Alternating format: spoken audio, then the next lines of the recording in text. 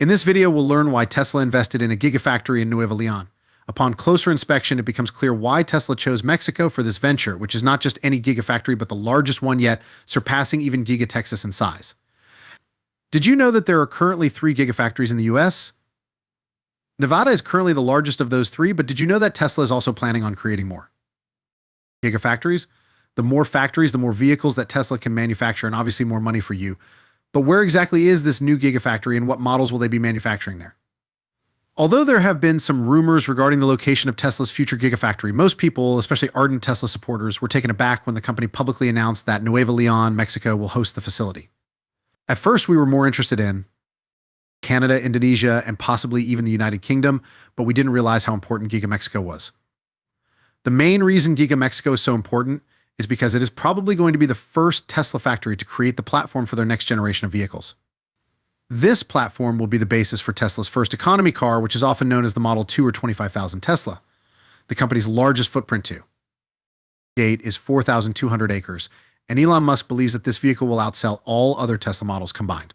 Although the rendering that is currently available doesn't show a factory that is noticeably larger than the one in Austin, we know from 10 previous endeavors in Germany and Texas that they utilize the surrounding land for auxiliary support infrastructure such as battery cell manufacturing, production of drive units and generation of power. According to information supplied by the governor of Nuevo Leon, Tesla has long emphasized the desire to localize their supply chain, and Giga Mexico's plan to host all necessary manufacturing infrastructure in one area, reducing the need for imports from far-off places like Nevada. We all remember the lightning-fast pace of Giga Shanghai, where production started within 8 months of groundbreaking. However, in that case, Tesla was simply repeating what they had already done in Fremont, albeit with improvements because they already had experience manufacturing the Model 3. This explains why it will take longer than expected to get the factory up and running. Given this innovative approach and the introduction of a new car model, Tesla is introducing a completely new manufacturing system with this next-generation platform, as they made clear during their investor day in March. The company is shifting towards a highly automated and efficient production method that allows for the separate and simultaneous construction of the vehicle's front, back, and sides, which are then brought together for final assembly. Giga Mexico's development won't happen as quickly as it did with the earlier Tesla models. Instead, the business wants to do things well the first time, giving careful attention to every detail of the production process. There appears to be more to Mexico than meets the eye. Although Tesla could have easily chosen to continue expanding operations there, labor costs have never been a major concern for Tesla, as every inspire its ability to turn a profit in Berlin, Germany. Mexico has become a crucial location for Tesla's next significant strat as a company. The simple explanation would be the availability of cheap labor. Tesla's emphasis on optimizing and automating its production process has led to higher output volumes per unit of labor, which in turn makes human labor more cost-effective, as highlighted in the company's recent Investor Day presentation. Increasing productivity increases market share and lowers costs, which increases profits. Elon Musk has often stated that the reason Tesla's new car is so affordable isn't because the company is saving money on parts or financing, rather, it's because the car has been fully optimized for mass production. The new platform will be constructed in half the time it takes to construct a Model 3. Tesla is using lithium-ion batteries and gigacastings to remove rare earth metals from the drive unit and structural packs, redesigning the electronic system to run on a 48-volt architecture and drastically cutting the amount of components in the wiring harness are just 2 of the many elements that make this new platform economically viable, debunking the common misconception that low labor costs translate into low-cost cars. Giga Mexico will not manufacture cars for the North American market. Factory products will not be sent northward. Instead, Giga Mexico will produce cars primarily for the Mexican market while also serving as a global export hub for South and Central America. This is absurd. Another intriguing aspect too, consider is the market that this factory intends to serve, according to a report from Dave Lee on Investing, who had the opportunity to speak with Tesla officials during Investor Day. Additionally, it might be able to serve African markets, brand New Zealand, Europe, as well as Australia. While it would be simple to infer that the new car targets those who cannot afford a Model 3, purchasing a car is influenced by several variables beyond just price. This strategic approach is in line with Tesla's understanding of the consumer automobile market. Elon Musk has disclosed that the new platform will be smaller than the Model 3. While most American consumers prefer larger vehicles, compact cars are highly desirable in many other parts of the world, particularly where there are limited options for driving, as I have first-hand experience with the stark contrast between wide Canadian roads and difficult driving conditions in Europe. I can see why Tesla is eager to enter this market. They hope to sell millions of these new cars, but it might not be a huge hit in North America. This is where Mexico's economic advantages really shine through. Did you know that Mexico has free trade agreements with 50 countries, whereas the US only has free trade agreements with 20?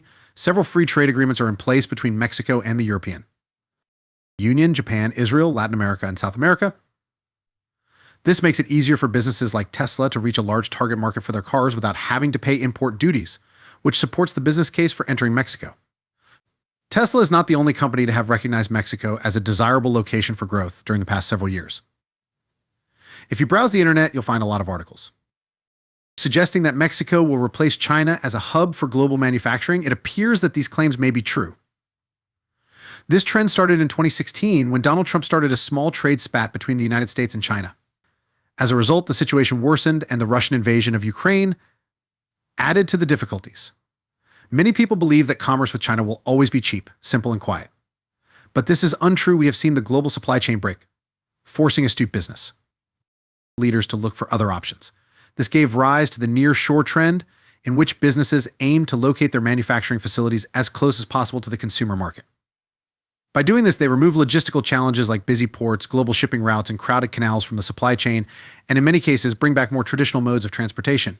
Similar to trains, the state of Nueva Leon, where Tesla is making its mark, is already a thriving hub for manufacturing.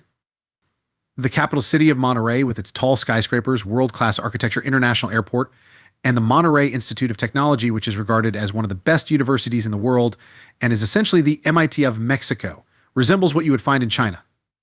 Additionally, Chinese businesses have moved to Nueva Leon, establishing manufacturing plants next to the Tesla Gigafactory in an industrial park. In all, 28 Chinese businesses have bought land and are either actively operating or building. Tesla is not the first American car maker to enter the Mexican market. Ford has been manufacturing the Machi, an electric vehicle, in a plant close to Mexico City, which is logistically less sensible and far farther south than Monterrey. Similarly, General Motors has been making trucks in Mexico for a long time, and in 2024, it will start making electric cars in a renovated plant outside of Monterrey. Despite controversy, the U.S. economy can gain from Mexico's industrial sector expansion. While Tesla produces battery packs and automobiles in Mexico, the country's growing product assembly expands the market for American-made materials and components. Tesla processes its battery-grade lithium in Texas before sending it to different parts of the continent. Stay tuned for further details. Tesla's new operation in Mexico will be unlike anything we've seen from the firm previously. It represents a substantial departure in how Tesla functions as a global car maker. Thank you for watching, and we'll see you in the next video. Don't forget to give this video a huge thumbs up if you liked it. If you liked our work, please subscribe to Tesla Stock News, Monterrey. Despite controversy, the U.S. economy can gain from Mexico's industrial sector expansion.